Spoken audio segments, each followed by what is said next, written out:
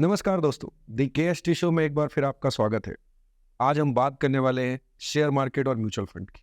Live session है, कोशिश करेंगे सारे सवाल आपके आंसर दे पाए, सारे कंफ्यूजन हम आज दूर कर पाए। बिकॉज बहुत सारे लोग हैं जो ये जानना चाहते हैं कि क्या सच है शेयर मार्केट का और म्यूचुअल फंड का।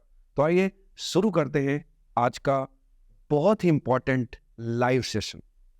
क्या सवाल है आप लोगों के? नमस्कार सर, मुझे इन्वेस्टमेंट करना है। ठीक है, मैं कंफ्यूज हो रहा हूँ, मैं क्या करूँ? मैं शेयर मार्केट में डायरेक्ट इन्वेस्टमेंट करूँ या मुझे म्यूचुअल फंड्स में इन्वेस्टमेंट करना चाहिए? मुझे इस बारे में आपकी सलाह चाहिए। देखिए बड़ा अच्छा सवाल है कि आपने बोला मैं थोड़ा कंफ्यूज हो रहा हूँ कि मुझे क्या करना चाहिए, शेयर मार्केट में जाऊँ या म्यूचुअल फंड में जाऊँ। तो इसमें सिंपल है, आपका रिस्क कैपेसिटी क्या है। क्या आप 5 साल 10 साल या 15 साल, कौन सा एज में आप कौन से टाइम तक आप रुक सकते हैं। अगर आपको ज़्यादा रिटर्न चाहिए और आप ज़्यादा रिस्क ले सकते हैं तो आप बिल्कुल शेयर मार्केट स्टॉक में डायरेक्ट जाइए। और आपको ऐसा है कि नहीं, मैं because of timing, because of मैं अपने बिजी शेड्यूल, अपने जॉब या बिजनेस में बिजी रहता हूँ, तो कोई अगर ऐसा व्यक्ति मिल जाए जो मेरे फंड को, मुझे जाना स्टॉक मार्केट में ही है बट कोई एक्सपर्ट मिल जाए। तो म्यूचुअल फंड करता क्या है, इतना ही करता है, वो भी स्टॉक मार्केट में ही जाता है बट उसमें कोई बीच में आपके पैसे और मार्केट के बीच में एक फंड मैनेजर होता है जो अपने हिसाब से फंड को लगाता है। तो आप अगर फ्री हैं, आपके पास टाइम है, आप एनालिसिस कर सकते हैं, आपको डिटेल नॉलेज है, को टाइम है, आप पढ़ना है, आपको एनालिसिस करना आता है, तो फिर आप डायरेक्ट स्टॉक में जाइए।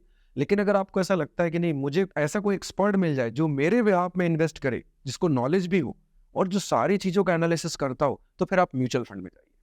सर, मेरी फैमिली में कुछ लोगों ने म्यूचुअल फंड में इन्वेस्टमेंट किया था, इनफैक्ट स्टॉक में भी इन्वेस्टमेंट किया था। लेकिन जब पैसा हम लोगों ने निकाला उस समय उतने अच्छे रिटर्न्स नहीं थे, या मैं बोलूँगी बहुत कम रिटर्न्स थे। तो हमने जब 2-3 लोगों से कंसल्ट किया जो इस चीज़ के एक्सपर्ट हैं, तो उनका कहना था कि नहीं, आपने पैसा इन्वेस्टमेंट भी गलत समय पे किया और विड्रॉ भी गलत समय पे किया। जब आपने पैसा विड्रॉ किया तब पैसा इन्वेस्ट करने का टाइम था, और जब आपने पैसा इन्वेस्ट किया तब विड्रॉ करने का टाइम था। तो मार्केट बहुत हाई था। तो ये मुझे कैसे मालूम चलेगा कि मुझे किस समय पैसा लगाना चाहिए और किस समय पैसा निकालना चाहिए, या मुझे कितने समय के लिए मार्केट में बने रहना चाहिए? देखिए आपके इस सवाल में ही जवाब है। आपने अपने खुद के सवाल में एक जवाब भी दे दिया है कि जब मैंने इन्वेस्ट किया तब निकालने का समय था, निकाला तब इन्वेस्टमेंट करने का समय था। तो इसमें सबसे एक सिंपल सी बात है, अगर आप म्यूचुअल फंड में, स्टॉक मार्केट में इन्वेस्ट कर रहे हैं, तो होता क्या है, जनरली गलती कहाँ पे हो जाती है कि लोग इन्वेस्ट करते कब है, इन्वेस्ट कब करते हैं जब मार्केट बढ़ रहा होता है। तब सबको अच्छा लगता है कि मुझे लेना है, क्योंकि पॉजिटिविटी होती है पूरे मार्केट में, एक दूसरे के रिटर्न देख रहे होते हैं, टीवी में अच्छा सुन रहे होते हैं, आपके पास स्टेटमेंट आ रहे होते हैं, तो उसी समय लोग इन्वेस्ट करना चाहते हैं। उसी समय आप देखेंगे सबसे ज़्यादा इन्वेस्टमेंट होता है, तो उस समय सब इन्वेस्ट करते हैं। जब, मतलब इसको ऐसे समझिए, जब हाई रेट है किसी चीज़ का तो हम इन्वेस्ट कर रहे हैं। गलत वो नहीं है, उसमें भी करना चाहिए कोई। लेकिन होता क्या है, जब आपने बोला कैसे पता चले कब मुझे पैसा निकालना है, होता जस्ट अपोजिट है। जिस तरह से पॉजिटिविटी में हम इन्वेस्ट करते जाते हैं, ऐसे ही जब मार्केट डाउनफॉल आता है, इस नेगेटिविटी में, और चारों तरफ सुन के रील, आपस में फ्रेंड, ये सब जब हम सुनते हैं कि अब विड्रॉ, अभी मार्केट डाउन हो रहा है, गिरने वाला है, दिक्कत आ जाएगी, तब हम पैनिक होके पैसा विड्रॉल कर लेते हैं। तो ये दोनों ही चीज़ें ऐसी हैं जो संभालनी चाहिए। और अगर आपने पैसा इन्वेस्ट कर दिया है और मार्केट डाउन भी जा रहा है, गिर भी रहा है, तो आप लोगों के कहने पे या घबरा कर या पैनिक होकर कभी विड्रॉल मत कीजिए। आप इंतज़ार कीजिए, इंतज़ार कीजिए कि अभी ये समय नहीं है पैसे निकालने का, वापस जब मार्केट अच्छा होगा तब मैं विड्रॉल करूँगा। तो यही गलती होती है मैडम, मैंने जो देखा है कि लोगों से इन्फ्लुएंस होकर जब मार्केट बढ़ रहा होता है तो बहुत सारा खरीदने की कोशिश करते हैं, और वही लोग जैसे ही मार्केट डाउन होता है तो पैनिक होकर, घबरा कर निकाल लेते। जबकि होना ये चाहिए कि जब मार्केट डाउन हो रहा है तो और इन्वेस्ट करना चाहिए, और ज़्यादा करना चाहिए अगर आपकी कैपेसिटी है तो, और सही समय का वेट करना चाहिए, और वो सही समय आएगा, हमें आएगा। हो सकता है अभी इस समय, या जब भी आप इन्वेस्ट कर रहे हो, या जब आपको ज़रूरत हो, उस समय आपको लगे कि इसी से निकाल ले, थोड़ा वेट कीजिए, 6 महीने, साल भर वेट कीजिए। वो समय भी आएगा जब आप देखेंगे कि हाँ, मैं विड्रॉल कर सकता हूँ। सर, मेरा ये सवाल था कि आज के समय में हमारे आसपास एडवर्टाइजमेंट के माध्यम से या बहुत सारी पब्लिसिटी ऐसी हो रही है कि म्यूचुअल फंड में इन्वेस्टमेंट करना सही है। तो ऐसा वाकई में ऐसा जो है सही है ये म्यूचुअल फंड में इन्वेस्टमेंट करना, या इससे भी अच्छा और कोई विकल्प मार्केट में अवेलेबल है? देखिए, बहुत अच्छा आपने सवाल किया कि बहुत सारी पब्लिसिटी हो रही है, बहुत सारे लोग आजकल चर्चा करते हैं स्टॉक म्यूचुअल फंड के बारे में। तो आपका सवाल था इसमें इन्वेस्टमेंट करना सही है? मैं मानता हूँ बिल्कुल इसमें इन्वेस्टमेंट करना सही है, और देर से ही सही, बट अब हमारे देश में अवेयरनेस आ रही है। दिक्कत सिर्फ यहाँ आती है जब लोग गलत जगह या गलत व्यक्ति के कहने पे कुछ इन्वेस्टमेंट कर देते हैं और वो शॉर्ट टर्म इन्वेस्ट करते हैं। अगर आप लॉन्ग टर्म इन्वेस्टमेंट कर रहे हैं म्यूचुअल फंड में या स्टॉक में, तो आपको कभी भी लॉस होने के चांसेस बहुत कम होते हैं। अब आपने पूछा कि क्या वाकई म्यूचुअल फंड सही है या कोई दूसरा ऑप्शन है, तो इसमें सिंपल सी बात है। आज म्यूचुअल फंड को आप समझिए, म्यूचुअल फंड में आप 500 इवन 100 रुपीज से भी स्टार्ट कर सकते हैं और एक अच्छा रिटर्न आता है। तो अगर आप इस कैटेगरी में देखेंगे कि म्यूचुअल फंड या में कुछ और, तो आप खुद सोच के देखिएगा कि म्यूचुअल फंड से अच्छा क्या ऑप्शन हो सकता है। आप खुद सोचिए, आप क्या 100 रुपीज से 15 से 20% तक का रिटर्न किसी और सेगमेंट में ले सकते हैं? क्या कोई और ऐसा हो सकता है जो आपके इन्वेस्टमेंट को नजर रखे? क्या कोई और ऐसा ऑप्शन हो सकता है जो आपके कंफर्ट फ्लेक्सिबल है, कि आप कभी भी कर सकते हैं, कभी भी बंद कर सकते हैं, कभी भी डिसकंटिन्यू कर सकते हैं और कभी भी विड्रॉल कर सकते हैं? तो ये आपको आज के डेट में अगर देखा जाए, जिस तरह से अवेयरनेस बढ़ रही है, जिस तरह से लोग इसको समझ रहे, तो सोच समझकर सही जानकारी लेके म्यूचुअल फंड करना चाहिए। बिल्कुल म्यूचुअल फंड सही है। लॉन्ग टर्म में म्यूचुअल फंड का कोई दूसरा ऑप्शन नहीं है, और मैं मानता हूं कि आज के डेट में ये बेस्ट ऑप्शन है। सर मेरा सवाल शेयर मार्केट से संबंधित है। जी बताएं। आजकल सोशल मीडिया पर, न्यूज़पेपर में, हर जगह एक ही चीज़ छाई हुई है, share market share market share market. और ऐसा बहुत लोगों से सुना है और रील्स देखी है, वीडियोस देखे हैं, जहाँ पर ऐसे ऐसे वीडियोस बन रहे हैं कि मैं पहले 1 करोड़ रुपए से मैंने आज 100 करोड़ बना लिए, 50,000 रुपये से 2 करोड़ रुपए तक का सफ़र। तो ऐसे बहुत सारी चीज़ें सुनने में आती है जहाँ पर कि शेयर मार्केट में लोग पैसा लगा रहे हैं और करोड़ों रुपए बना रहे हैं। लेकिन जब मैं अपने नज़दीकी लोगों से बात करता हूँ या अपने परिचितों से मिलता हूँ, तो मुझे ऐसा कोई भी व्यक्ति नज़र नहीं आता। हाँ, ऐसे लोग बहुत सारे मिलते हैं मुझे जो अपना काफ़ी सारा पैसा इसके अंदर गंवा रहे हैं। इसमें क्या सच्चाई है, मैं इस बारे में जानना चाहता हूँ। देखिए, बहुत इंपॉर्टेंट क्वेश्चन है ये। क्वेश्चन डायरेक्ट लाखों करोड़ों लोगों से जुड़ा हुआ है, गंवाने और कमाने का। आपने इसमें एक चीज़ बोली, रील देख रहा हूँ। देखिए, सब रील सही नहीं होती। आप रील देख के अगर इन्वेस्टमेंट कर रहे हैं, सबकी सब रील ही सही होती है, तो मैं मानता हूँ कि आपको पूरा एनालिसिस करके किसी एक्सपर्ट से देख के ही इन्वेस्टमेंट करना चाहिए। कई लोग, आज आप खुद सोच के देखिए कि अगर रील देख के ही, टीवी देख के ही, तो सभी लोग कमा लेते। आपने एक और चीज़ बोली कि मैं सुनता हूँ 1 करोड़ के 100 करोड़ हुए, तो ये हुए भी हैं। ऐसा नहीं है कि इसमें सब झूठ है, सच में हुए भी है। आपने वो स्टोरी सुनी होगी कि 76 में किसी ने विप्रो के 1000 रुपीज़ के शेयर लिए थे और वो 700 करोड़ के हुए। ये हुआ है, लेकिन सबके साथ नहीं हुआ है। बहुत सारे लोग, जैसे आपने बोला, मैं अपने आसपास देखता हूँ कि उन लोगों को लॉस हुआ है, तो उसकी एक वजह है। और उसकी वजह क्या है? आप सोचिए, ये जो लॉस वाले व्यक्ति है, ये कौन है? आप उनसे पूछिएगा डिटेल में कि आपने इन्वेस्टमेंट कब किया था, और उनसे पूछेगा आपने विड्रॉल कब किया था और किसके कहने पे किया था। तो अगर आप देखेंगे कि अगर आपने कोई बाय करके रखा है, मैंने लेकिन ज़्यादातर जो स्टोरी सुनी है, वो वैसे सुनी है कि मैंने बाय करके रखा था, मैंने कोई स्टॉक में इन्वेस्ट कर दिया था, और 10 साल के बाद, 15 साल के बाद मैंने देखा तो वो इतने टाइम्स, 5 टाइम्स और 10 टाइम्स रिटर्न हो गए। लेकिन आपने उन लोगों से मिले होंगे जिन्होंने इन्वेस्ट किया था और बार बार इन्वेस्टमेंट चेंज किया। मतलब पहले इस सेक्टर में इन्वेस्ट किया, फिर उसको विड्रॉल किया, फिर इस सेक्टर में किया, फिर विड्रॉल किया, फिर इस सेक्टर में किया, फिर विड्रॉल किया। मतलब उन्होंने इन्वेस्टमेंट नहीं किया था। आप समझिए, उन्होंने हर बार किसी व्यक्ति से मिले, कंफ्यूज हुए और उसको इन्वेस्टमेंट को विड्रॉल कर लिया। फिर किसी ने बोला ये वाला अच्छा होना चाहिए, फिर इन्वेस्टमेंट को विड्रॉल किया और वहां डाल दिया। फिर किसी ने बोला ये वाला स्टॉक ले लीजिए, ये कर लिया। फिर किसी रील में देखा कि ये वाला शेयर जो है इस बजट के बाद ये हो जाएगा, ये वाला गवर्नमेंट का ये हो जाएगा, वहां पे निकाल के वहां पे डाल दिया। हुआ क्या कि उन्होंने अपने इन्वेस्टमेंट को ज्यादा लॉन्ग टर्म तो रखा ही नहीं, और हर बार उन्होंने ऐसा कोई रील देख के, किसी की बात में आके इन्वेस्टमेंट किया। मैं एक ही चीज बोलना चाहता हूँ, आप पहली बात तो लॉन्ग टर्म इन्वेस्ट कीजिए। शॉर्ट टर्म में कहीं रिटर्न नहीं आता है। आपको जिसने भी, ये बात मेरी फिर से बोल देता हूं, लॉन्ग टर्म इन्वेस्ट कीजिए। शॉर्ट टर्म में कभी भी रिटर्न नहीं आएगा, और आप बार बार अपने डिसीजन मत बदलिए। आप कोई भी अच्छा स्टॉक, उसके बारे में एनालिसिस कीजिए, उसकी रिपोर्ट देखिए, उसके ट्रैक रिकॉर्ड देखिए, उसके फ्यूचर के इन्वेस्टमेंट देखिए, वो गूगल में सारी डिटेल होती है। या फिर आप किसी एक्सपर्ट के साथ जुड़िए जो सही हो, जो जानकार हो, जिनको आप जानते हो, जिनको इस फील्ड का नॉलेज हो, और उनसे पूछ लीजिए, और फिर वो स्टॉक को आप ले लीजिए और उस स्टॉक को लेके आप होल्ड कीजिए। मैं आपको एक बात बता रहा हूँ, आप जिन ने होल्ड किया था, एक छोटा सा एग्जांपल समझिए, जिसने 2014 में जो इन्वेस्टमेंट किया था किसी भी स्टॉक में, उठा के देख लीजिए, और आज उससे पूछिए कि अगर उसने 1 लाख रुपए लगाया था 2014 में, तो आज उसका कितना वैल्यू है। आप कोई भी उठा के देख लीजिए, उसको आपको दिखेगा 5 टाइम, 10 टाइम्स, और कई तो 100 टाइम्स तक बढ़ गए। क्योंकि इसमें क्या है, अगेन इसमें मैजिक क्या है, मैजिक है ड्यूरेशन, 10 ईयर्स से। तो इसमें ये नहीं है कि मैं आज अगर आपको इन्वेस्ट कर रहे हो 2024 में, तो आप प्लान करो ना 2034 या 2040, आप देखो क्या मैजिक होता है, क्या रिटर्न्स आते हैं। तो इम्पॉर्टेंट है अपने डिसीजन पे, एक बार जो डिसीजन लिया फिर उसको होल्ड करके रखा।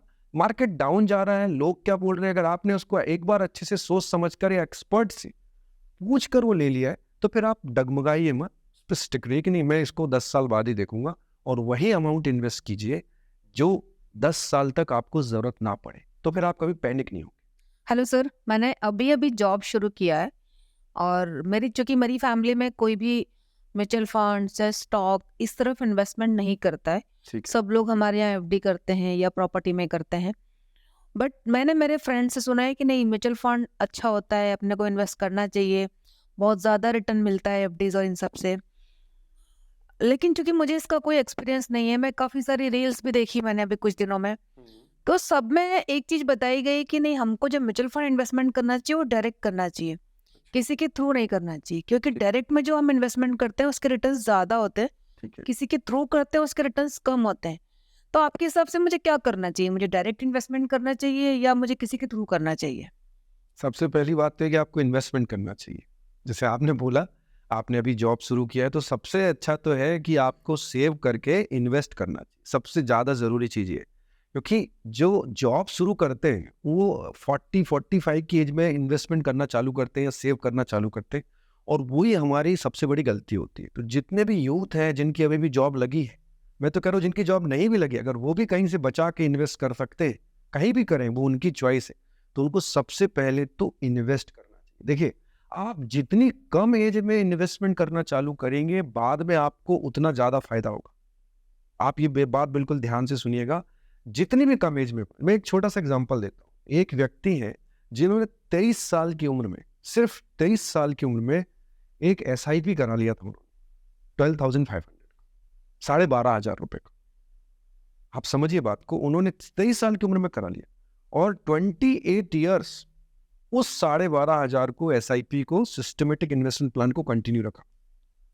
अब आप सोचिए, जिसने 23 साल की उम्र में 28 साल तक लगातार 12,500 रुपए की SIP कंटिन्यू रखा, आज उसकी वैल्यू क्या होगी, क्या वैल्यू होगी? अगर टोटल किया जाए 28-29 साल में तो करीब 40-43 लाख रुपीस करीब होता है। तो आज उनकी वैल्यू क्या होगी? किया तो 12,500 ही था और इंस्टॉलमेंट में किया था। आज उस अमाउंट की वैल्यू है 28-29 साल के बाद 31 करोड़।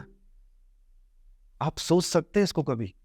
तो अगर आप लॉन्ग टर्म में जाएंगे, या मैं बोलूँ इसको स्टार्टिंग में स्टार्ट कर देंगे आपकी अर्ली एज में, तो आपका जो बाकी समय रहता है, जब आपको पैसों की ज़्यादा ज़रूरत रहती है, तो आपका वो समय इतनी आसानी से कटेगा कि आप सोच भी नहीं सकते। और ज़्यादा नहीं बचाना है, आप जो भी कर सकते हैं। जैसे आपकी सैलरी में बोलता हूँ, कई लोग बोलते हैं कि मेरी तो सैलरी कम है, कैसे आप 1,000 रुपीज़ कीजिए, 5,000 कीजिए, 10,000 कीजिए, बट कुछ अमाउंट स्टार्टिंग, बट कुछ अमाउंट आप स्टार्टिंग से ही इन्वेस्ट करना चालू कीजिए। ये आपके लिए आप कर रहे हैं, या आपको आगे बहुत बड़ा सपोर्ट करने वाला है, बहुत बड़ा सपोर्ट करना। तो पहली चीज़ तो है मैडम कि मैं बोलूँगा आप सभी को, जितने भी लोग सुन रहे हैं, या अर्ली एज में इन्वेस्ट कीजिए, कुछ भी अमाउंट आप इन्वेस्ट कीजिए। जैसे मैंने एग्जांपल दिया, लॉन्ग टर्म में मैजिक होता है, आप कैलकुलेट भी नहीं कर सकते, इतना बड़ा अमाउंट आपको आके मिलेगा। अब आपका सवाल ये था कि मैं क्या करूं, डायरेक्ट करूं या मैं किसी एक्सपर्ट के थ्रू करूं? तो आप दोनों ही चीज़ कर सकते हैं। मैं ये नहीं बोलूँगा यहाँ, जैसे बहुत सारे लोगों ने ऐसे सवाल करते हैं कि डायरेक्ट में थोड़ा सा ज़्यादा रिटर्न आता है। तो एक डेटा है जो ये बताता है कि जिन लोगों ने डायरेक्ट इन्वेस्टमेंट किया है, वो बिकॉज ऑफ बिजनेस, जॉब या पर्सनल जो रिस्पॉन्सिबिलिटीज़ होती हैं, उसकी वजह से वो हर दिन या हर हफ्ते उसको रिव्यू नहीं कर पाते हैं। उसको देख नहीं पाते। तो एक तो बहुत सारे लोग हैं जो उसका वो पार्ट छूट ही जाता है, थोड़ा सा बचाने के चक्कर में बहुत सारा छूट जाता है, क्योंकि वो कोई ध्यान देने वाला नहीं है ना। इसको ऐसे समझिए कि मैं जिम जाते हैं, बहुत सारे लोग जिम जाते हैं, फीस भी दे के आते हैं, लेकिन जिम रहते कितने लोग हैं कंटिन्यू? अगर जिम वाला आपके घर आने लगे तो कि नहीं आपको चलना है, तो ज़्यादातर टाइम आप उसके साथ जाएंगे। वो यहाँ पे होता क्या है, आपने फीस जमा कर दी, आप गए तो भी ठीक, नहीं गए तो भी ठीक। तो यदि आपके पास टाइम है, आप समय दे सकते हैं, आप प्रॉपर रिव्यू कर सकते हैं, देख सकते हैं सिचुएशनल अब कहाँ है, किस सेक्टर में जाना चाहिए। आप हर 3 महीने में अपना खुद रिव्यू कर सकते हैं, एनालिसिस कर सकते हैं। आपके पास बहुत सारा टाइम है स्टडी करने का, ये सब करने का, तो फिर आप खुद कीजिए, कोई दिक्कत नहीं। लेकिन अगर आप अपना पोर्टफोलियो बनाना चाहते हैं, वेल्थ क्रिएट करना चाहते हैं, तो आपको किसी एक्सपर्ट की मदद लेनी चाहिए। जैसे हमारी जगह लेते हैं, उसमें कुछ गलत नहीं हो सकता, कुछ अमाउंट जाता भी तो क्या गलत उसमें क्या है? अगर मेरे फंड को कोई 10 करोड़ की जगह 20 साल का 15 करोड़ करके दे रहा है, तो मेरा फोकस उस 15 करोड़ में। मैं तो खुश होऊंगा अगर मेरे ब्याह में कोई मेरी प्लानिंग करता, मैं खुश होऊंगा जो मुझे आके बार बार, देखिए होता क्या है, मेरे साथ भी ऐसी होता है, आप सबके साथ तो ऐसे होता होगा। जब हम किसी व्यक्ति के साथ हमारे को बार बार कोई पुश करता है किसी चीज के लिए, तो उसमें चांसेस ज्यादा होते हैं, अपना इन्वेस्टमेंट भी हम बढ़ा सकते हैं, रिव्यू भी कर सकते हैं, और हम सबसे इंपॉर्टेंट क्वेश्चन भी कर सकते हैं। और जब हमारे पास कोई आता है, मैंने एक पर्सनल एक्सपीरियंस मेरे साथ खुद के साथ किया है कि बार बार जब मुझे किसी चीज़ के लिए बोला गया, फ़ोन किया गया, तो उस चीज़ को मैंने ज़्यादा किया। हम ह्यूमन टेंडेंसी है, उसको हम बदल नहीं सकते। तो अगर आपके पास कोई ऐसा एक्सपर्ट है, ट्रस्टवर्दी लोग हैं, तो आप मेरे हिसाब से आप उनकी भी मदद लीजिए। कुछ चार्ज होते हैं, वो कोई इतने नहीं होते, हम हर जगह ही चार्ज देते हैं। हम सिर्फ एक ही जगह क्यों सोच रहे हैं कि थोड़ा सा बच जाएगा? मैं उस पर सोचता हूँ, अगर मेरा पर्सनल व्यू लिया जाए तो मैं उस पर सोचता हूँ मुझे इससे फ़ायदा कितना होगा। मुझे कोई एक पर्टिकुलर व्यक्ति मिल जाएगा, जैसे होता है ना मेरी हेल्थ पे ध्यान देने वाला एक पर्सनल ट्रेनर होता है ना, हम क्यों रखते हैं? अब डायरेक्ट चले जाए, योगा टीचर क्यों रखते हैं? डायरेक्ट कर लें। वो इसलिए होता है क्योंकि वो मेरे को पर्सनली ध्यान देने वाला है, एक एक चीज़ पे मेरे को बारीकी से ध्यान देना।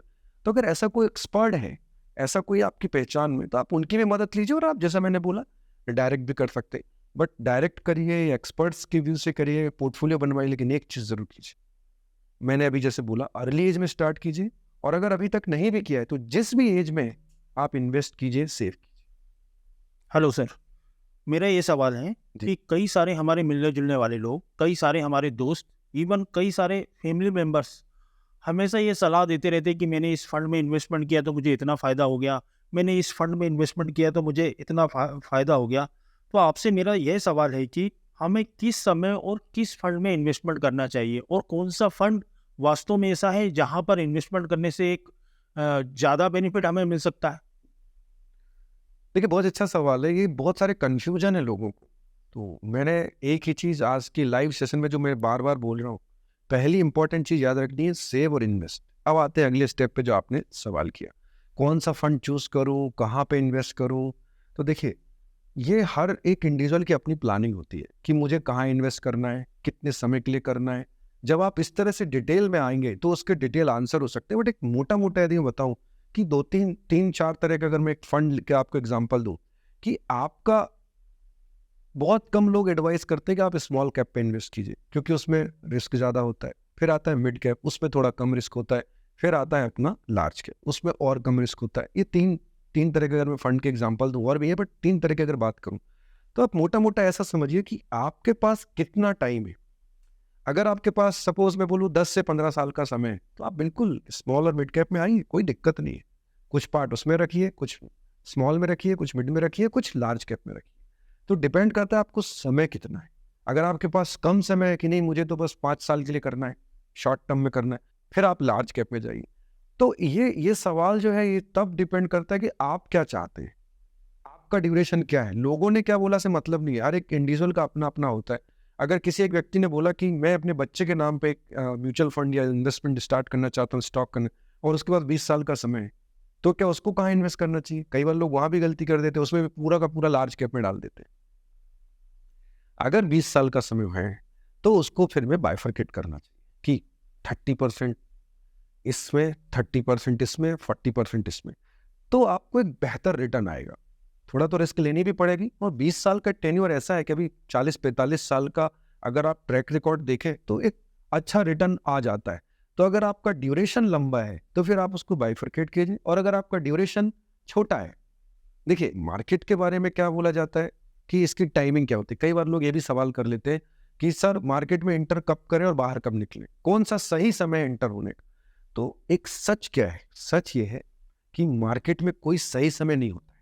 जैसे जब गिरता है तब तो कर ही देना चाहिए, बट उसका इंतजार कब तक करें। कई बार 6-6 महीने 1-1 साल नहीं गिर पाता और मुझे इन्वेस्टमेंट करना है। तो अगर मार्केट में आप हाई में आ गए हो ना तो फिर हायर पे जाओ। मतलब अगर आप हाई मार्केट में भी इंटर हो गए हो ना तो वेट करो और हायर जाएगा। और अगर आप सच में टाइमिंग पूछना चाहते तो उसमें एक ही चीज होती है, टाइम नहीं, ड्यूरेशन इंपॉर्टेंट। मतलब आप मार्केट में इंटर कब हुए हो, स्टॉक कब लिए हो, म्यूचुअल फंड कब लिए हो, उससे भी ज्यादा जरूरी है आप कितने समय तक रहे हो। अगर आप लॉन्ग टर्म रहोगे तो आपको 19-20 हो सकता है बट रिटर्न अच्छा आएगा। कोई भी सब स्टॉक उठा के देख लिए, लॉन्ग टर्म लेना है आपको। दिक्कत उनके साथ होती है जो शॉर्ट टर्म प्लानिंग करते हैं। और जो आपने सवाल किया कि मुझे किस फंड में जाना चाहिए, तो इसमें तो आपके अगर परिचित कोई हो, एक्सपर्ट हो, तो उनसे ज़रूर अपनी बैठ के प्लान कीजिए। जनरली क्या होता है, हम क्या करते हैं, जैसे आपने बोला, आपने बहुत सही सवाल किया, किसी से सुना है तो मैं क्या करूँ, तो फिर हम क्या कर देते हैं, काम करो ये वाला इन्वेस्टमेंट चालू कर दिया।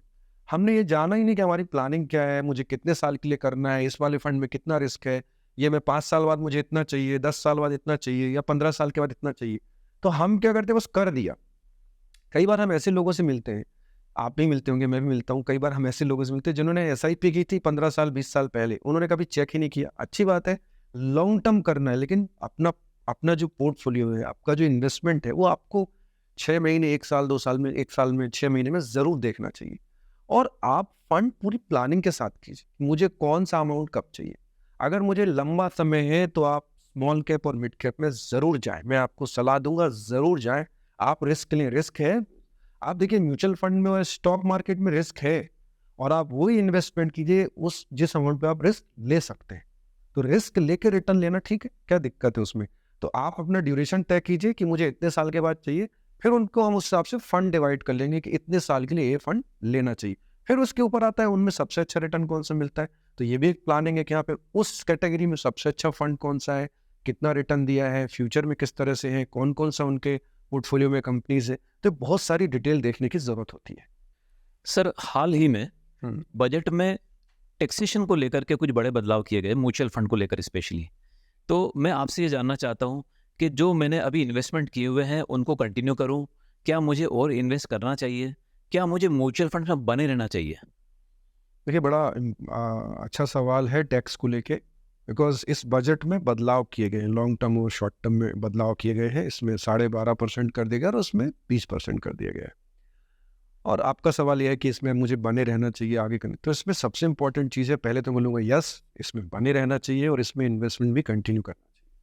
उसकी एक वजह है, वजह यह है कि आप अभी उस अमाउंट को देख रहे हैं कि जो बढ़ा दिया। ऑलरेडी ऐसा नहीं कि नया टैक्स आपके ऊपर थोपा गया है, ऑलरेडी आपका टैक्स लग रहा था 10% लग रहा था, उसको बढ़ा के 2.5% और बढ़ा के 12.5% कर दिया गया है। तो अगर आप इसको लॉन्ग टर्म में देखेंगे कि मैं अगर लॉन्ग टर्म में कहीं और इन्वेस्ट करूं, या मैं इसको ऐसे समझूं कि मैं म्यूचुअल फंड की जगह किसी और चीज़ में इन्वेस्टमेंट करूं, तो क्या हो सकता है। मतलब जिस फ्लेक्सिबिलिटी के साथ हम इसमें इन्वेस्टमेंट कर सकते हैं, वो दूसरा और ऑप्शन क्या है। मतलब आपको देखना पड़ेगा ना कि ये एक एप्पल है, एक एप्पल ये है। ऐसे तो नहीं हो सकता कि आप सोचो एक तरफ में अगर बोले म्यूचुअल फंड है तो एक तरफ FD है या सेविंग अकाउंट है, या और क्या हो सकता है। तो अगर मैं वहाँ भी इन्वेस्टमेंट करता हूँ तो टैक्स तो वहाँ भी लगेगा, या मैं इसकी जगह कहीं और भी इन्वेस्टमेंट करता हूँ तो टैक्स लगेगा। एक चीज़ हमेशा ध्यान रखनी है कि टैक्स मेरी इनकम पे मतलब मेरे गेन पे लगेगा, और वो गेन पे जो टैक्स लगने वाला है वो आप बचा नहीं सकते। तो टैक्स के बारे में कि देना पड़ेगी नहीं, कैलकुलेशन कैसे होगा, ये भूलना ही पड़ेगा और लॉन्ग टर्म इन्वेस्टमेंट करना पड़ेगा। उससे होगा ये कि सपोज आपने छोटा छोटा करके एक बड़ा अमाउंट क्रिएट कर लिया, तो जब आप उस बड़े अमाउंट पे आप टैक्स दे रहे होंगे ना, तो ट्रस्ट मी उस दिन आपको समझ में आएगा कि ठीक है, अगर मैं नहीं करता, इसमें हो सकता है मैं टैक्स के डर से इन्वेस्टमेंट ना करूं कि मेरे को गेन पे टैक्स लग जाएगा, तो उस दिन और अफसोस होगा कि यार मैं अगर इस लॉन्ग टर्म में सपोज मैंने 10 लाख रुपए अर्न किए थे और उसमें से मुझे 2.5 लाख रुपए अब देना भी पड़ गया, तो भी मेरे अमाउंट में 7.5 लाख रुपए मेरे अकाउंट में आया है गेन का। देखिए मैं इसको एक एग्जाम्पल से समझाता हूँ। 2 व्यक्ति हैं, दोनों लोगों ने इन्वेस्टमेंट किया। एक ने इन्वेस्टमेंट किया जहां उसको टैक्स ना लगे और उसने 3 लाख रुपए का गेन किया, उसमें टैक्स नहीं देना पड़ेगा। एक व्यक्ति ने इन्वेस्टमेंट किया कि नहीं मुझे रिटर्न मिल जाए, टैक्स देना पड़े मैं तैयार हूं, तो उसको 10 लाख रुपए का गेन। अब इस व्यक्ति ने जिसने 3 लाख रुपए का गेन किया था, इसको कोई टैक्स नहीं देना पड़ा। और जो दूसरा व्यक्ति, म्यूचुअल फंड का एक एग्जांपल है, तो 12.5% जो गेन पे लगता है 1.25 लाख छोड़कर, तो करीब उसको 1 लाख करीब टैक्स लग गया, 1,05,000 लगभग। और उसका गेन कितना हुआ? 8,90,000। तो अब दोनों में फ़र्क क्या है? इन्होंने टैक्स ना दे के 3 लाख रुपए गेन किया और उन्होंने टैक्स दे के भी 8,90,000, 9 लाख के करीब गेन किया। तो डिफरेंस कितना आया? 6 लाख रुपए का डिफरेंस आया। तो इस कहने का मतलब ये है, ना सिर्फ म्यूचुअल फंड, स्टॉक या कहीं भी आप टैक्स के डर से इन्वेस्टमेंट करना मत बंद कीजिए। आप फोकस कीजिए गेन पे, रिटर्न्स पे, क्योंकि टैक्स तो देना पड़ेगा, लेकिन अगर मेरे गेन ज़्यादा है, रिटर्न्स ज़्यादा है, तो फिर मुझे वहाँ पे इन्वेस्टमेंट करना चाहिए और ज़्यादा रिटर्न और गेन लेना चाहिए, क्योंकि टैक्स देने के बाद भी आपको उस दूसरे व्यक्ति से दुगने से भी ज़्यादा प्रॉफिट हो रहा है। आप देखिएगा इस चीज़ को। सर मैंने अपने आसपास भी काफ़ी लोगों को देखा है, इनफैक्ट मैंने अपनी फैमिली में काफ़ी लोगों को देखा है जिन्होंने प्रॉपर्टी में 10 साल पहले, 15 साल पहले, इनफैक्ट 2 साल पहले, 6 महीने पहले भी कुछ लोगों ने इन्वेस्टमेंट किया था और उनने काफ़ी अच्छे रिटर्न्स लिए हैं। और ऐसा मैंने सुना भी है कि प्रॉपर्टी में जो रिटर्न्स है उसको कोई बीट नहीं कर सकता है। तो जब प्रॉपर्टी में ही सबसे हाईएस्ट रिटर्न आते हैं, तो फिर मुझे अपना पैसा म्यूचुअल फंड या स्टॉक में क्यों लगाना चाहिए? बिल्कुल सही बात है। मैं भी मानता हूँ अगर प्रॉपर्टी में इन्वेस्टमेंट है तो वो उससे अच्छा रिटर्न जो देखा भी जाए तो सबसे अच्छा रिटर्न वहीं पे आता है और वो करना भी चाहिए। यहाँ पे सवाल ये नहीं है कि प्रॉपर्टी अच्छा है या म्यूचुअल फंड या स्टॉक, यहाँ पे ये सवाल नहीं है। यहाँ पे सवाल है आप किस तरह का इन्वेस्टमेंट करना चाहते हैं। अगर आपके पास ज़्यादा अमाउंट है, तो आप डेफिनेटली प्रॉपर्टी की तरफ जाइए। यहाँ पे ऐसा कहीं नहीं बोला जा रहा या किसी का सजेशन मेरे हिसाब से नहीं हो सकता कि प्रॉपर्टी ना ले। प्रॉपर्टी का रिटर्न सबसे ज़्यादा था, है और रहेगा। यहाँ पे बात आ रही है एक आम व्यक्ति की जो 1,000 रुपए से भी चाहता है कि इन्वेस्टमेंट करे, क्योंकि देखिए प्रॉपर्टी लेना है तो आपके पास अमाउंट ज़्यादा होना चाहिए। वो बात बहुत ध्यान रखने की है। कई बार लोग लोन लेके, जुगाड़ करके और गलत तरीके से ही प्रॉपर्टी में फंस जाते हैं और वो फिर पूरी ज़िंदगी उस केस में फंसे रहते हैं या उसका लोन चुकाते रहते हैं। यहाँ पे बात हो रही है एक आम व्यक्ति की, वो कहाँ इन्वेस्ट करे और कैसे रिटर्न ज़्यादा ले। तो वो प्रॉपर्टी में करना चाहिए, लेकिन म्यूचुअल फंड एक बिल्कुल डिफरेंट चीज़ है या स्टॉक एकदम डिफरेंट चीज़ है। दोनों को रिप्लेस नहीं किया जा सकता। प्रॉपर्टी की जगह होता है और म्यूचुअल फंड की जगह होता है, और दोनों करना चाहिए। अगर आप दोनों कर सकते हैं तो दोनों की, बिकॉज दोनों का पर्पस बहुत अलग अलग है, दोनों का पर्पस ही बहुत अलग अलग है। तो आप इसको मिक्स मत कीजिए। अगर आप प्रॉपर्टी में आपके पास अमाउंट ज़्यादा है, आपके पास लमसम अमाउंट है जिसको आप लंबे समय तक होल्ड भी कर सकते हैं, तो आप डेफिनेटली प्रॉपर्टी की तरफ जाइए। और अगर आप मंथली कुछ करना चाहते हैं या आप चाहते हैं कुछ ज़्यादा रिटर्न आए, कि मैं बाकी चीज़ों से रिटर्न ज़्यादा लूँ और मैं एक फ्लेक्सिबल इन्वेस्टमेंट की तरफ बढ़ूँ, तो म्यूचुअल फंड जाना चाहिए। इसका कतई मतलब नहीं है कि आप प्रॉपर्टी मत कीजिए और म्यूचुअल फंड कीजिए। दोनों के अपने अपने ज़रूरतें हैं और दोनों के अपने अपने लोग हैं जिनको उस तरह की ज़रूरत होती है। बिकॉज हर व्यक्ति प्रॉपर्टी नहीं ले सकता, इसलिए उसके लिए एक ऑप्शन है कि वो यहाँ भी इन्वेस्ट करके एक अच्छा रिटर्न, एक अच्छा कॉर्पस लॉन्ग टर्म में तैयार कर सकता है। सर, मैंने निर्णय लिया है कि मैं म्यूचुअल फंड्स में इन्वेस्टमेंट करना चाहता हूँ। अब अगर मैं म्यूचुअल फंड में इन्वेस्टमेंट करना चाहता हूँ तो बहुत सारी बातें सुनने मिलती है। कुछ लोग कहते हैं कि 3 साल में पैसा इतना हो जाएगा, कोई कहता है 5 साल में डबल हो जाएगा, कोई कहता है कि साल भर में 60%, 80%, 100% के भी रिटर्न्स आज की तारीख में मिल रहे हैं। तो मैं अब अगर शुरुआत करना चाहता हूँ 2024 से, तो अभी क्या आपको लगता है, मैं जानना चाहता हूँ कि क्या मैं रिटर्न्स की उम्मीद करूँ? क्या मुझे एक एक्सपेक्टेशन रखना चाहिए म्यूचुअल फंड इन्वेस्टमेंट से मेरे? देखिए, बहुत ही अच्छा निर्णय आपने लिया है कि आप अगर सबसे पहले तो आपने डिसीजन लिया कि अब मुझे करना चाहिए। पहली बात तो हर अच्छे निर्णय को अप्रिशिएट करना चाहिए। पहली बात तो आपका निर्णय ही बहुत अच्छा है कि मुझे करना चाहिए। अब सवाल उठता है कि रिटर्न कितना मिलेगा। मैं सबको एक ही चीज़ बोलूँ, आप बहुत ज़्यादा फोकस रिटर्न पे मत कीजिए। अगर आप सिर्फ रिटर्न देख के कोई भी इन्वेस्टमेंट करेंगे कि मुझे रिटर्न चाहिए, मैंने इस म्यूचुअल फंड का इतना देखा, इस स्टॉक का इतना देखा, ये स्टॉक का इतना देखा, तो वो फिर होता क्या है कि आपका फोकस हमेशा रिटर्न पे रहता है। रिटर्न। आप ये डिसाइड कीजिए कि मुझे लॉन्ग टर्म इन्वेस्ट करना है। जब आप लॉन्ग टर्म इन्वेस्ट करेंगे तो आपको रिटर्न ऑटोमेटिक आता है। अगर आपका पूरा फोकस ही रिटर्न है, सपोज आपने एक्सपेक्ट किया है कि इतने साल से तो 25% आ रहा है, 30% आ रहा है, फिर आपको अगर थोड़ा भी कम आएगा तो आपको लगेगा रिटर्न तो कम आ रहा है, रिटर्न तो कम हो गया है। सच क्या है, आप देखिए, एक तरफ म्यूचुअल फंड है और एक तरफ बाकी इंस्ट्रूमेंट है। मैं अब कहाँ रखना चाहता हूँ, मैं पहले मुझे समझना पड़ेगा मैं पैसा कहाँ रखूँ, एफडी में रखूँ, सेविंग अकाउंट में रखूँ, आरडी में रखूँ, कहाँ रखूँ। उसी तरह के तो यही है इंस्ट्रूमेंट जहाँ कर सकते हैं। अब सवाल निकल गया कि नहीं, उस तरह से तो देखा जाए तो जहाँ थोड़ा रिस्क के साथ अगर है वो म्यूचुअल फंड है। अब अगर उसमें रिटर्न आ रहा है, मैं मानता हूँ मिनिमम जो अगर आप देखें पिछले इतने सालों का रिटर्न, तो 12 से 15% का रिटर्न निकल कर आ जाता है। लेकिन होता ये है कि लोग एक्सपेक्ट करते हैं कि बहुत ज़्यादा रिटर्न मिले और वो फुल टाइम पूरे समय एक ही चीज़ देखते हैं, रिटर्न रिटर्न और रिटर्न। और उससे सबसे बड़ा नुकसान हमारा ये होता है कि जब हमें अच्छा रिटर्न आने वाला होता है और अच्छा आने वाला है, उस समय हम निकल आते हैं कि तो कम आ रहा है, फिर उसको निकाल के हम इन्वेस्ट कहाँ करें। अगर मैं 15% या 12% को कम मानता हूँ तो फिर मैं उसको कहाँ इन्वेस्ट करूँ, जहाँ उस तरह का मैं इन्वेस्टमेंट करके रिटर्न ले सकता हूँ, जहाँ मेरी जो मर्जी से मैं निकाल सकता हूँ, जितना अमाउंट इन्वेस्ट कर सकता हूँ, जब चाहूँ बंद कर सकता हूँ। तो ये ऑप्शन और कहाँ है मेरे पास। तो रिटर्न आप एक मिनिमम लेवल पे ही एक्सपेक्ट कीजिए, रिटर्न एक मिनिमम लेवल पे एक्सपेक्ट कीजिए कि 12-15% मुझे आता है तो मैं ज़्यादा आएगा, लेकिन आप ये एक्सपेक्ट कीजिए, उससे फ़ायदा ये होगा कि आप लंबे समय तक बने रहेंगे, क्योंकि आपको हमेशा ज़्यादा दिखेगा। जब आप बहुत ज़्यादा एक्सपेक्ट कर लेते हैं और थोड़ा भी वो दिखता है तो आपको लगता है रिटर्न तो कम आ रहा है। ये थॉट बदलने की ज़रूरत है। थॉट एक ही होना चाहिए कि नहीं, मुझे एक लंबे समय तक रहना है और मिनिमम मुझे ये आ जाएगा। और उस समय कई बार अप एंड डाउन आते रहते हैं, तो ये तो अप एंड डाउन आएंगे, पहले भी आए, आगे भी आते रहेंगे। बस आप एक बात याद रखिए, आपको बने रहना है। सर आजकल मैं जिससे भी मिलती हूँ और बहुत ज़्यादा ट्रेंड भी है मार्केट में आजकल, लोग बोलना है कि एफडी में और इंश्योरेंस पॉलिसी में रिटर्न थोड़े कम आते हैं, म्यूचुअल फंड और स्टॉक में रिटर्न बहुत अच्छे आते हैं। और ये मैंने खुद भी प्रैक्टिकल एक्सपीरियंस किया है कि जो मैंने म्यूचुअल फंड किए थे उसमें कंपेरेटिवली थोड़ा रिटर्न ज़्यादा है, एंड एफडी में रिटर्न चूंकि थोड़े कम होते हैं, मेरे इंश्योरेंस पॉलिसी में थोड़े कम मुझे दिख रहे हैं। तो क्या मुझे सारा पैसा निकाल के पूरा म्यूचुअल फंड में डाल देना चाहिए, वो सारी इंश्योरेंस पॉलिसीज और एफडीज बंद कर देना चाहिए?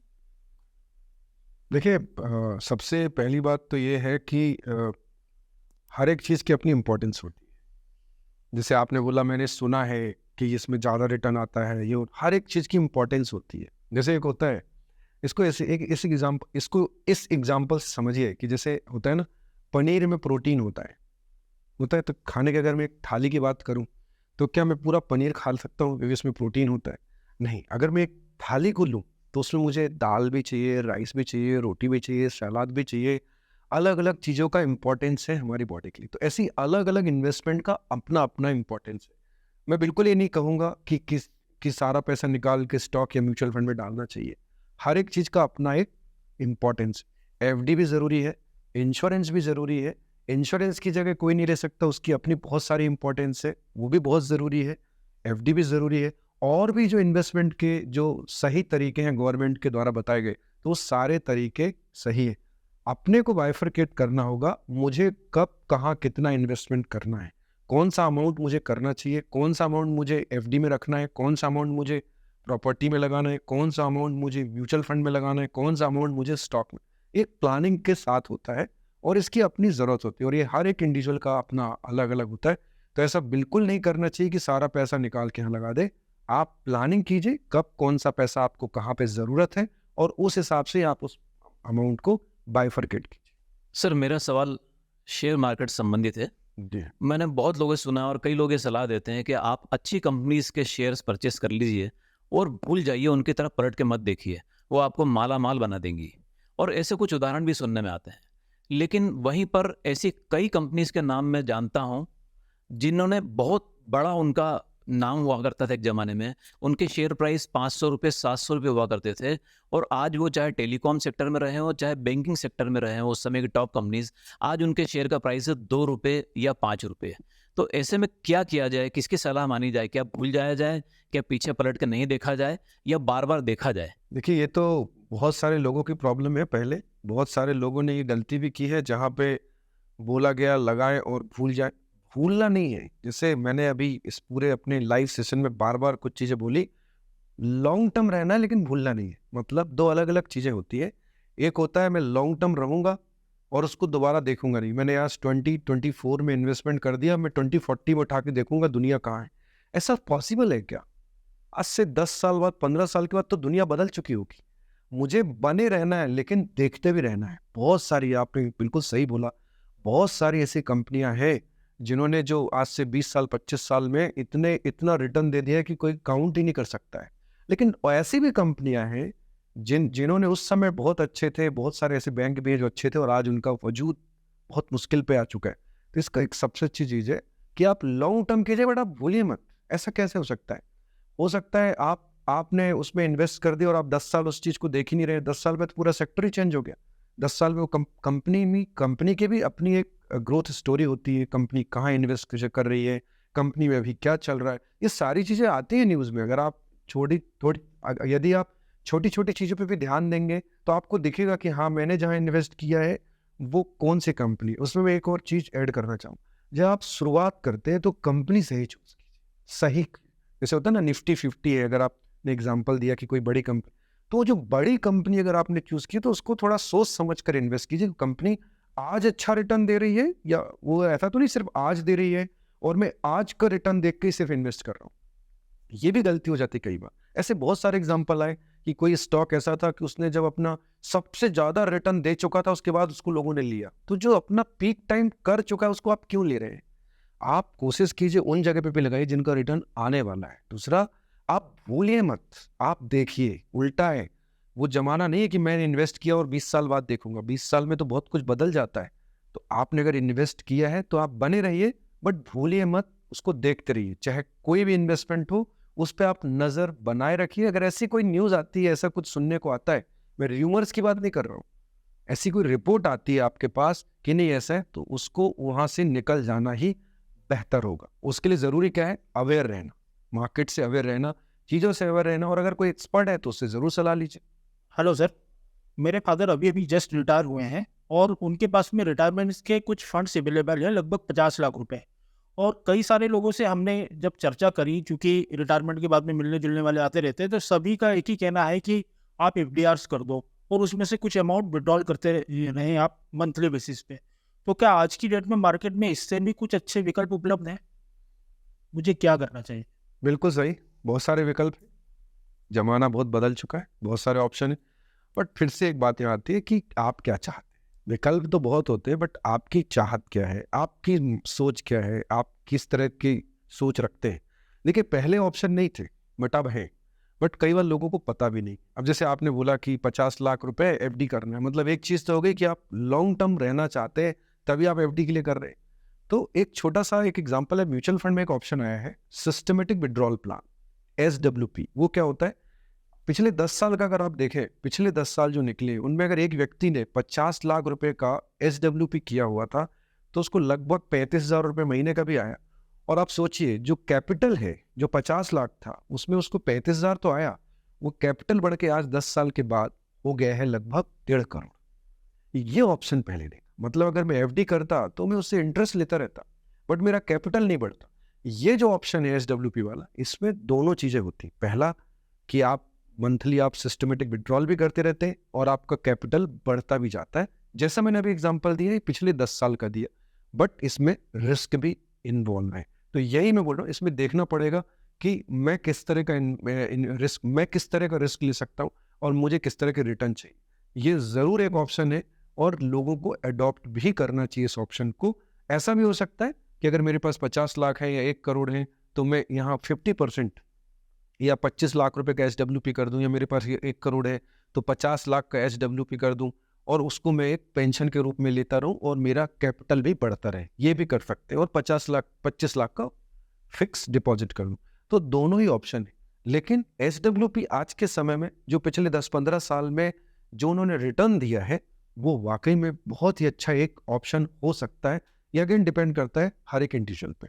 तो दोस्तों, ये रहा आज का सेशन। आज हमने क्या कवर किया है, शेयर मार्केट और म्यूचुअल फंड। उसकी वजह है बहुत सारे लोगों के अंदर कंफ्यूजन है, बहुत सारे सवाल है, बहुत सारे डाउट है। आज हमने कोशिश की है उनमें से कुछ सवाल को लेके उनके डाउट क्लियर करने की। और भी सवाल हो सकते हैं, और भी चीज़ें हो सकती हैं, और डिटेल में यदि आप जानकारी चाहते हैं तो सेबी की साइट पे जाइए, म्यूचुअल फंड की जितनी भी कंपनी उनकी साइट पे जाके आप डिटेल में देख सकते हैं। या अगर आपके आसपास कोई पहचान का कोई एक्सपर्ट व्यक्ति है तो उसकी सलाह। एक बात तो पक्की है कि यदि आप लॉन्ग टर्म इन्वेस्टमेंट करते हैं कहीं भी, चाहे स्टॉक हो, म्यूचुअल फंड हो, कहीं भी हो, तो आपको रिटर्न आने के चांसेस ज़्यादा है। और हाँ, इसमें रिस्क भी रहता है। ये रिस्क फ्री रिटर्न नहीं है, रिस्क है। तो अगर आज का वीडियो आपको पसंद आया है तो आप इसको सब्सक्राइब कीजिए, हमारे चैनल को लाइक कीजिए और शेयर कीजिए उनके साथ भी जो म्यूचुअल फंड या स्टॉक में इन्वेस्ट करना चाहते हैं हो सकता है उनकी मदद हो, बिकॉज हमने ज़्यादातर क्वेश्चन इसमें कवर किए हैं। और जैसा बोला, इसमें डिटेल में जाने के लिए आप सेबी की साइट पे एक बार ज़रूर जाइए, अच्छे से चेक कीजिए, अच्छे से परखिए, उसके बाद ही इन्वेस्ट कीजिए। Thank you.